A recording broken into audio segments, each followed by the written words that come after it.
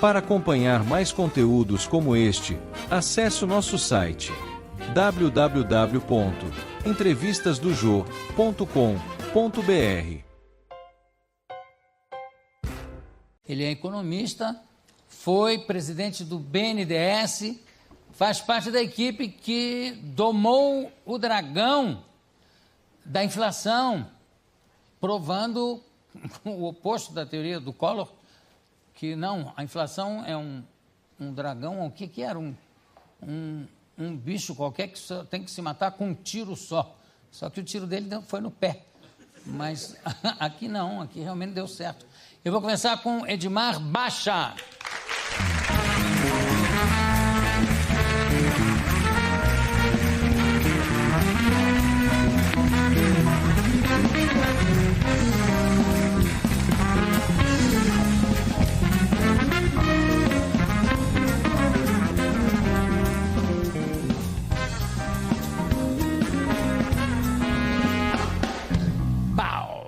Vamos começar falando do Belíndia, que já foi um nome, uma criação que já deu muito o que falar, né? Que Belíndia é um país que é ao mesmo tempo...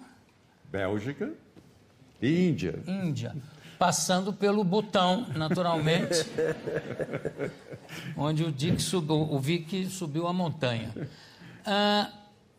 Isso teve uma repercussão, o título... Teve muita gente que ficou indignada? Não, né? Na Índia, um pouco. Na Índia reclamaram, não, também não é assim. Aí o plano real, bom, tem muita coisa para falar aqui. Tem também aqui o futuro da indústria no Brasil. Isso aqui com Edmar Baixa e Mônica Baumgarten de Bolle. É de Bolle ou de Bolle? De Bolle. De Bolle. O futuro da indústria no Brasil. Desindustrialização em debate, civilização brasileira, também civilização brasileira. Você tem uma teoria que não há um equilíbrio, que uma coisa que atrapalha muito o nosso desenvolvimento é o fato de não haver um equilíbrio entre importação e exportação, que a gente deveria exportar mais. Já a indústria, os industriais dizem que é impossível por causa dos impostos. Fala um pouco sobre isso para a gente.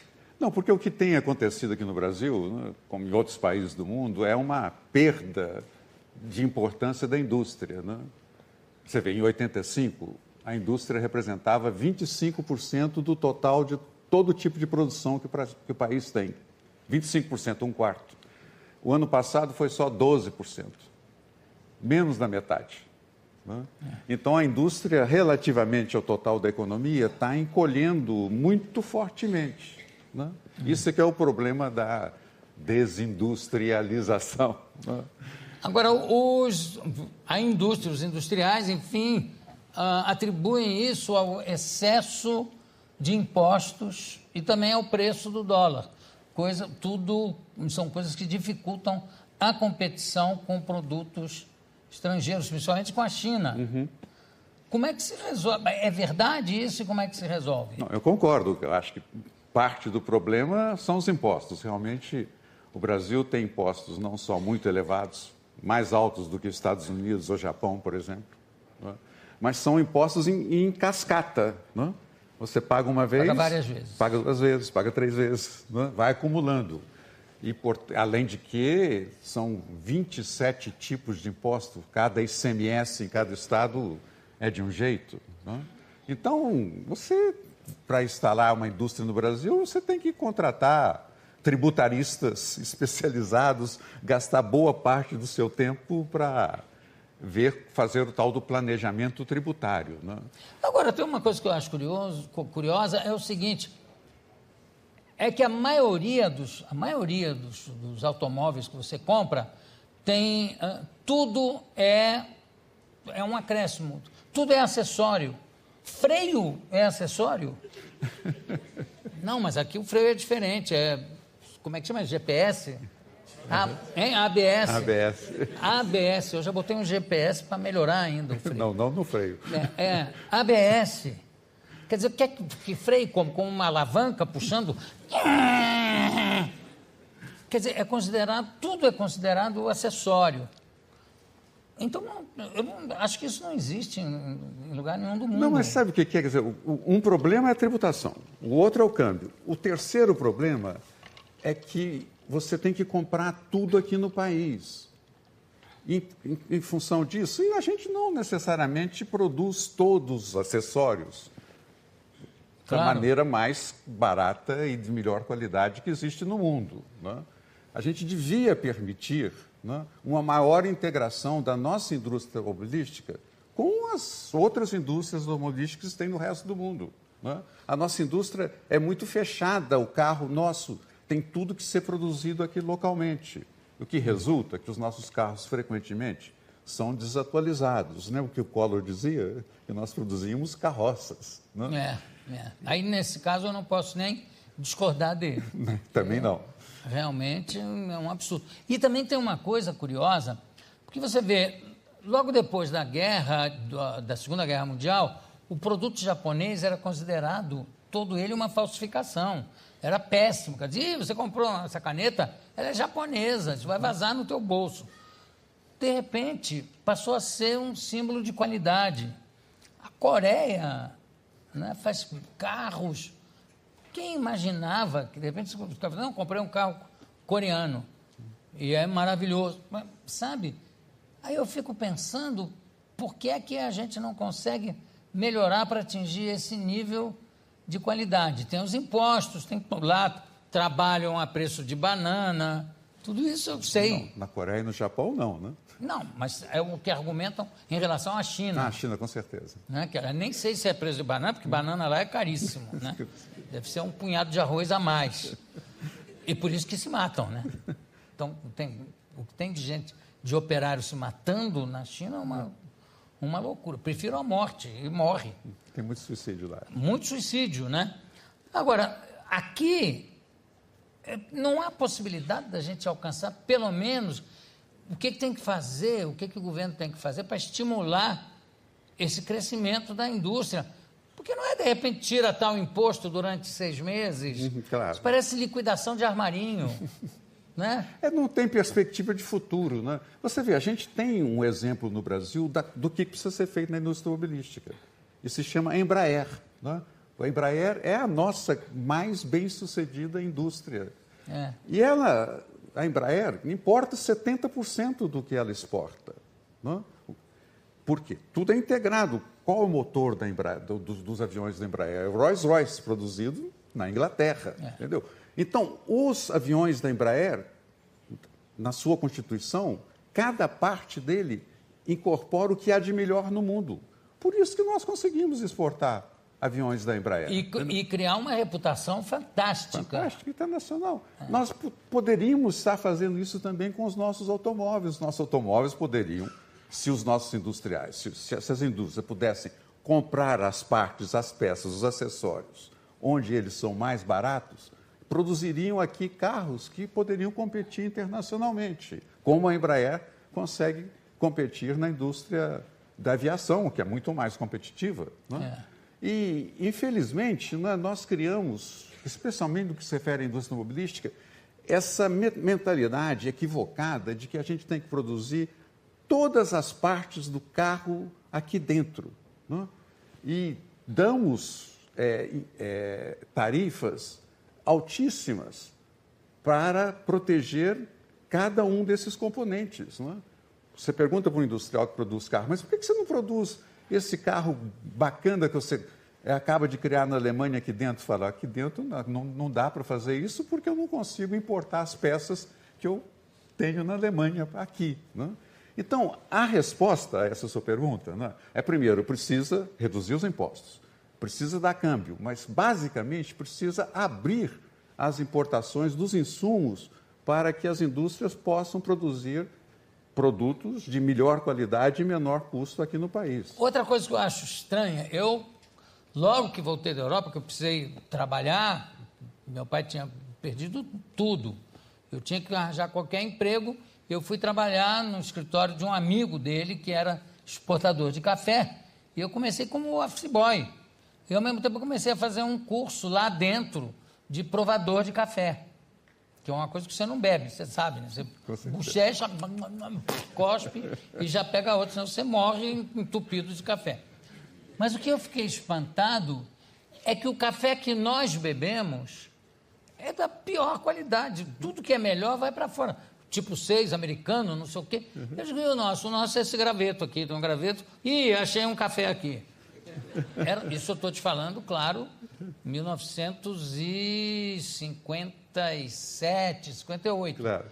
Mas sapato é a mesma coisa. Você às vezes compra um sapato lá, sei lá, você vai na Ralph Lauren, compra um mocassim, quando você levanta para ver, é made in Brasil. Claro. Mas tem que obedecer às especificações de quem compra. Para o consumidor brasileiro não há esse cuidado. Com certeza. Isso também não é uma coisa que atrapalha o desenvolvimento de uma indústria? Você ficar com essa reputação de que lá fora é um, aqui é outro? Não, e esse é um problema, né? Você vê o negócio do café, né? Até hoje, no café, você não pode importar café robusta aqui no país. É proibido. Não é que custa alto, não. É proibido. Né? Então, mesmo no café, né? O Brasil já foi... Brasil era café, o café era Brasil. Mesmo nesse produto que nós somos os mais competitivos no mundo, a gente mantém essa política restritiva. Né? Não, e a Colômbia foi subindo, ganhando mercado. Não, hoje em dia é o Vietnã que é o grande produtor. Né? É o Vietnã? O Vietnã creio que já ultrapassou a Colômbia como segundo maior produtor. Outra coisa que eu acho engraçada é que a gente tinha exclusivo dono da borracha no mundo. E, de repente, veio um holandês aqui, namorou uma índia, pegou aquilo tudo e levou as sementes e plantou na ilha de Java. Certo. E aí a gente perdeu um monopólio da natureza, não era nem um monopólio de combater os outros. É que não tinha borracha em lugar nenhum do mundo. Não se soube proteger essa bênção da natureza?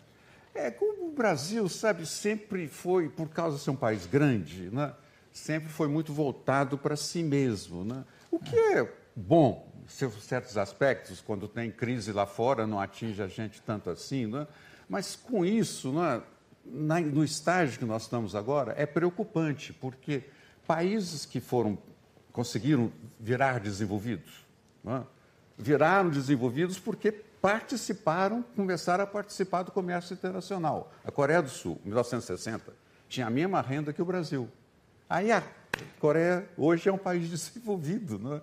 Porque está participando ativamente do comércio internacional. E nós continuamos cada vez mais olhando para o nosso próprio umbigo, ao invés de estar buscando, né, fortalecer a indústria exportadora do país e participar mais ativamente do comércio e dos acordos comerciais internacionais. Você não viu agora a última notícia que saiu mês passado, que os Estados Unidos vão fazer um novo acordo internacional com a União Europeia e nós vamos ficar de fora.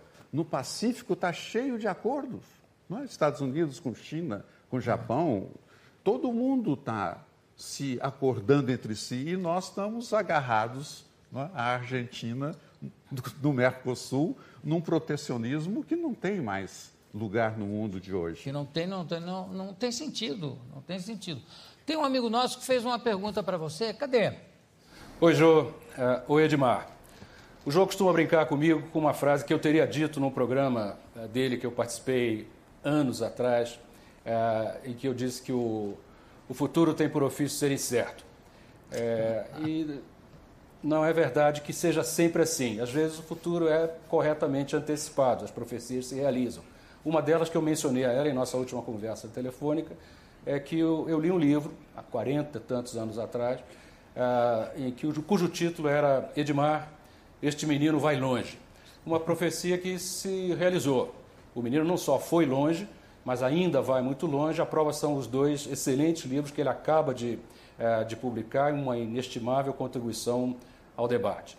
E eu gostaria de ouvir o que o Edmar tem a dizer, como ele vê os possíveis desdobramentos do futuro nessa terra de contrastes que ele tão bem caracterizou como Belíndia, quando o tema que o tornou conhecido no mundo profissional. Obrigado, Pedro Malan. O livro ao qual Pedro Malan se refere está aqui, ó. Edmar, esse menino vai longe. Alaide Lisboa de Oliveira, com ilustrações de Thaisa Borges, pela editora Peirópolis. Peirópolis. Olha só, essa senhora é o que? Sua tia? Minha tia. Veja que tia coruja. Edmar, que idade você tinha nessa época? Eu preciso contar a história do começo. Por favor. Quando eu tinha 5 anos, eu tinha aprendido a ler e li o livro dela. Minha tia era escritora de livros infantis. E no livro dela estavam listados todos os meus irmãos, os 6. Né? São 6 e 7? Vocês são Eu 7 sou o 7º, eu estou lá embaixo. Né? Ah. E eu fui lá do alto dos meus 5 anos, reclamar com ela, minha tia, todo mundo está citado aqui, cadê eu? Eu falei assim, mas, sobrinho, você não era nascido quando eu fiz esse filme. Eu falei, mas eu não entendo isso. Você devia ter adivinhado. Né? Claro. E ela, então... E ela, então, isso eu tinha 5 anos. Né? Aí, quando eu tinha 40 anos, eu estava dando aula na Universidade de Columbia, em Nova York, chega um envelope. Né? E abri o envelope, tinha um manuscrito, tinha uma cartinha. E a cartinha dizia, meu sobrinho, espero que você não incomode com o título que eu dei a esse meu novo livro. Que era... Edmar, os meninos já tinham ido longe, e é engraçado que a gente abre aqui e diz assim, muitas coisas intrigavam Edmar. Por exemplo, o Brasil, no ano X, produziu muito café, então o preço ia baratear. Aí, sei lá quem mandou queimar café, inutilizando o café, jogar café fora, quilos e quilos, toneladas e toneladas. Diziam que era para o preço subir. Mas tanta gente pelo Brasil afora querendo tomar seu cafezinho e sem dinheiro para comprar, mesmo barato. São algumas das nossas incongruências. Dá para entender, mas não dá para entender. Vamos chamar a nossa vinheta, que ainda tem muita coisa para perguntar, sobretudo. Quero mostrar também umas declarações da presidenta Dilma, que, aliás, eu quero convidar para vir até aqui. Ela me falou, quando eu liguei convidando, logo depois que ela foi eleita, ela falou, não, primeiro, foi a assessora que me disse, não, primeiro a presidenta tem o compromisso de dar entrevista para todas as jornalistas mulheres. Eu posso, inclusive, agora, Dilma, posso me vestir de Norminha, se for necessário, mas eu quero ir aí entrevistar você. Por favor. Vilen, chama a nossa vinheta. Eu tenho aqui ao meu lado o economista Edmar Baixa. Eu quero contar esse negócio que o Pedro Malan falou, que ele falou isso numa entrevista, que ele é muito inteligente e muito rápido. Aí ele tinha falado, não, há uma previsão esse ano, sei lá, da inflação chegar a 12,3%. Aqueles cálculos de economista, né? 12. Eu falei, mas peraí, eu posso escrever isso aqui? Você garante que esse ano vai ser de 12,3%? Aí ele parou e falou assim, o futuro tem por ofício ser incerto. Eu falei, essa frase realmente é maravilhosa, vou usar muito. A presidenta, ela prefere presidenta, eu também, aliás, fez uma declaração sobre inflação que causou a maior polêmica. Falou, inclusive, em informação manipulada. Vamos mostrar o episódio que a gente separou aí? Eu não concordo com políticas de combate à inflação que olhem a questão da redução do crescimento econômico. Esse receituário que quer matar o doente, em vez de curar a doença, ele é complicado. Você entende? Eu vou acabar com o crescimento no país. Isso não significa que o governo não está atento e não só atento, acompanha diuturnamente essa questão da inflação. Quer dizer, ela começou uma coisa... Aliás, aqui foram montadas as duas partes da declaração dela. A primeira deu um tumulto na Bolsa, em tudo, porque eu acho que Bolsa, claro que é fundamental, mas é uma coisa tão delicada, tão, para não dizer frágil, que qualquer declaração dessa magnitude da presidenta da República mexe mesmo com as coisas. Ela teve que sair correndo para corrigir a fala. E aí ela disse também o seguinte, o combate à inflação é um valor em si. Dá um si aí, maestro, por favor. Vamos mostrar. Eu não Baixinho, hein? Deixa eu mostrar. Baixinho. Faz um si grosso. Repudio manipulação de fala. Repudio. Quem manipulou, presidente? Eu não fui. A manipulou? notícia que saiu, ela é manipulada. Eu sou uma pessoa que já escrevi até, e vocês anunciaram, que a inflação, o combate à inflação é um valor em si. Eu também acho. É. Já o Manteiga, pela cara dele, está achando, é em lá. É em lá. E nós estamos sentindo em dó.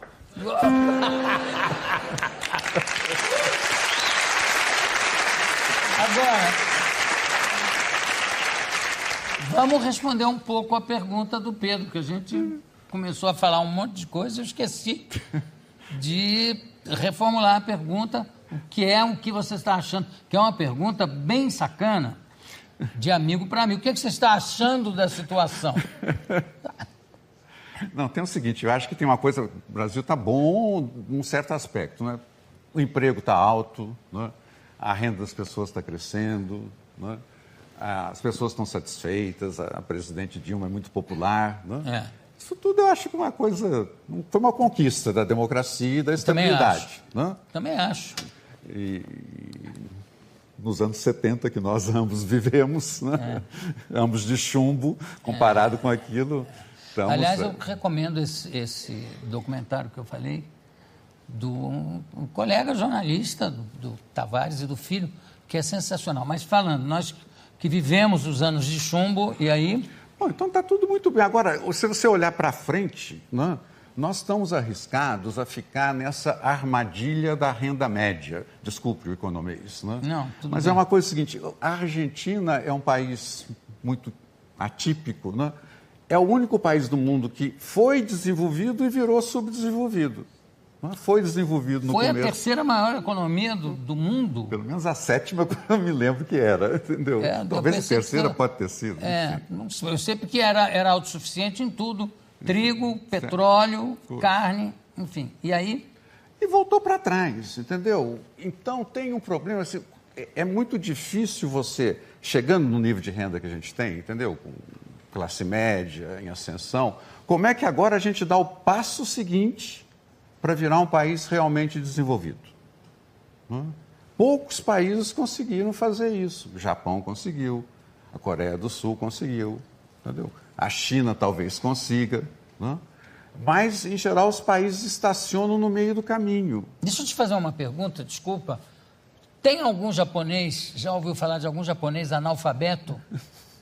Apesar de ser em japonês? Não tem, né? Claro. Não tem um índice de analfabetismo. Não. Que eu saiba,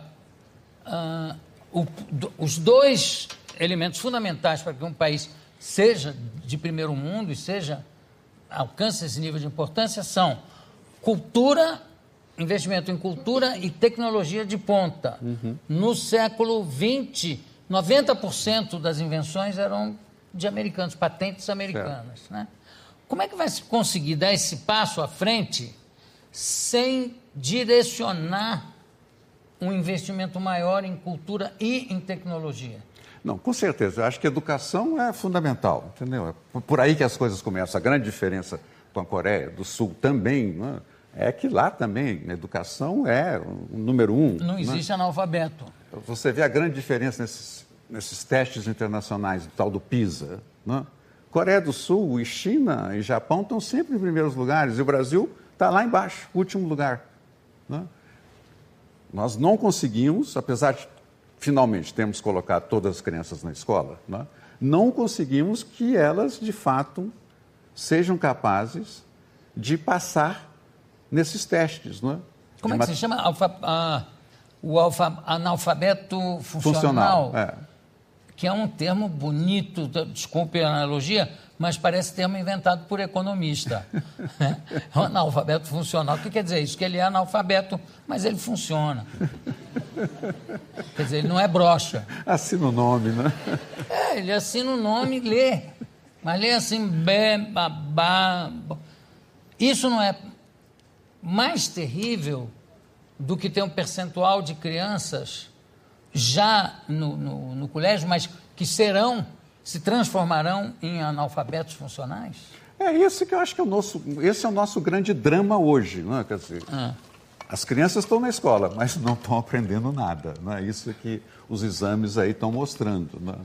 E, portanto, a necessidade de investir muito mais e muito melhor na educação é imperativo para que a gente ultrapasse e chegue lá, não é? Além disso, tem essa outra questão que eu estava te mencionando, inclusive para a questão da tecnologia de ponta, não é? Como é que a gente faz para ter coisas que realmente sejam de qualidade alta e custo baixo? Somente se integrando na economia internacional. E nós não estamos fazendo isso, né? Nós estamos adotando uma política crescentemente, cada vez mais protecionista, né? Nós estamos com medo de enfrentar o mundo. E é engraçado, o Brasil quer ser membro do Conselho de Segurança da ONU, quer ter a presidência da Organização Internacional do Comércio. Sabe qual é o país que tem a menor relação de comércio em relação ao total da sua produção no mundo? Provavelmente a Coreia do Norte. O segundo somos nós, o Brasil. Nós não participamos do comércio internacional, Jô. E nós queremos ser presidente da Organização Internacional do Comércio? Nós não estamos presentes no mundo e queremos ser membros do Conselho de Segurança da ONU. O Brasil tem que se abrir. A população brasileira, o que ela mais quer hoje, agora que a classe média ascendeu, né, é ir num cruzeiro, né, para poder chegar a Miami e comprar tudo que é possível, né? Então, a população brasileira já está mostrando nesses gastos extraordinariamente altos que a gente tem com o turismo externo, né, que ela quer comprar o que o mundo tem de oferecer de melhor. E o que ocorre é o seguinte, os ricos podem, sempre puderam, né? Agora, os pobres não. Tem que se contentar com os produtos de má qualidade e atrasados que a gente produz aqui internamente. Por quê? Não há nenhuma razão para isso, desde que nós tratemos de produzir para exportar coisas boas, como nós fizemos com a Embraer. Nós podemos fazer que toda a nossa indústria se revitalize, né? E esse é o tema do livro O Futuro da Indústria no Brasil, a partir de uma reconcepção dessa mentalidade. Vamos deixar de olhar no nosso umbigo e vamos olhar para o mundo como um todo. Você se lembra que na época da ditadura não se podia ter um computador importado, não havia... A infame lei da informática. A lei da informática. E tinham computadores brasileiros que só funcionavam se você enfiasse ali um DOS clandestino, né, americano. Não, então, esse DOS aqui que vem junto, esquece. Põe aqui o DOS, tem uma cópia dele. Quer dizer, realmente era uma coisa que não fazia o menor sentido. Não, e agora no pré-sal, nós estamos fazendo coisa parecida. Não estamos deixando a Petrobras, né, comprar os produtos onde eles sejam de melhor qualidade. Estamos forçando que a Petrobras compre tudo aqui dentro. O que resulta? Que o preço, a Petrobras vale hoje metade do que ela valia em 2004, né? Porque o governo controla o preço da gasolina, né? Porque não quer acionar o Banco Central para fazer a política monetária, porque tem medo, né? E, por outro lado, força a Petrobras a comprar tudo aqui dentro. Ou seja, a Petrobras, né, primeiro, põe a Petrobras como única exploradora do pré-sal, né? E depois não dá condições dela resultar. Então, nós temos uma política míope, né? Nós temos que começar a pensar, né, com o Brasil integrado ao mundo e podendo comprar e vender de tudo para o mundo, como os outros países fazem. Como o mundo faz. Por que a gente tem que ser tão diferente, né? Eu acho que há um certo fascínio, ainda há um certo fascínio pela economia cubana, que, apesar da maior admiração que eu tenho pelo Fidel, que eu acho que é um homem que realizou o seu sonho de uma forma plena e absoluta, mas que realmente a economia da ilha está caindo aos pedaços, né? Uhum. E, sei lá, não sei porque também não é a minha área, a sua área. Certo. Eu tenho outra pergunta aqui do Pedro Malan para você. Cadê Pedro? Oi, Jô. Edmar, você publicou recentemente um artigo no jornal Valor Econômico em que chama atenção para o fato que os países ricos, os países que estão caminhando na direção de se tornar progressivamente mais ricos e chegar ao primeiro, antigamente chamado primeiro no mundo, são países que são grandes exportadores e como o comércio é sempre uma via de mão dupla, também são grandes importadores. E nota que o Brasil é um dos países de coeficiente de exportações em relação à dimensão da sua economia e também de importações em relação à sua economia extraordinariamente baixo, dos mais baixos do mundo. E, no entanto, essa não é a percepção de muitos no Brasil, que acham que o Brasil está excessivamente exposto à competição internacional e que isso tem a ver com o debate sobre desindustrialização. Eu gostaria que você comentasse sobre isso, sobre essa diferença de percepção, em particular sobre as sugestões que você apresenta nesse artigo para a resolução desse problema a médio e longo prazo. Diga lá. Não, mas então, e o que eu estava falando, Jô, sobre isso, né, quer dizer, na verdade, precisa de um programa, não é? Um programa de 4 a 8 anos, como o Plano Real, entendeu? Quando você fez uma perspectiva, vamos mudar esse país, entendeu? Até então era o país da superinflação e todo mundo estava achando, a elite estava achando ótimo, não é? Porque nós inventamos a indexação, nós sabemos como lidar com a inflação, não é? Então... O Delfino disse que estamos vivendo sob uma inflação controlável de 200% ao ano. Certo. Tá bom. Ela chegou a 3.000% quando a gente finalmente conseguiu domá-la em 93, né? Foi isso, um absurdo a gente pensar sobre esse país que a gente viveu, né? Acho que daqui a 20 anos a gente vai olhar o país hoje e falar assim, como que esse país sobrevivia sendo o país mais fechado do mundo, exceto a Coreia do Norte? Né? É porque a gente começou a investir em bomba atômica. Aí criou pavor no resto do mundo. Sem bomba atômica. Lá atrás a gente até tentou fazer. Né? Nossa, que loucura. Agora, eu queria terminar perguntando a você o seguinte. Como a presidenta falou, a inflação é o valor em si. Pela cara do Manteiga, parece que ele diz assim, só espero que não fique em ré. Não sei porque ele está... Desculpa, ele não entendeu ainda. Enfim, conversei aqui com Edmar Baixo, economista Edmar Baixo. Economista e... o que mais? Sociólogo? Não. Escritor? Eu tenho a ambição de ser escritor, certamente. Tá certo, já é. Edmar Baixo, muitíssimo obrigado pela sua presença. Daqui a pouco a gente volta.